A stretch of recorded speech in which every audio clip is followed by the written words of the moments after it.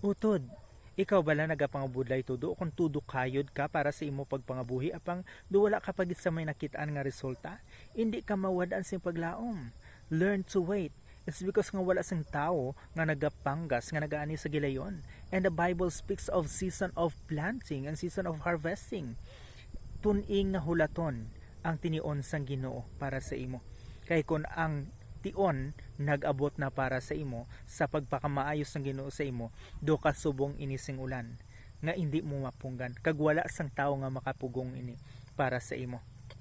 Ang ulan pwede mo lang nga makapamayong kaagod nga hindi ka mabasa, pero hindi mo siya masarangan nga punggan nga hindi mo pagpaulanon.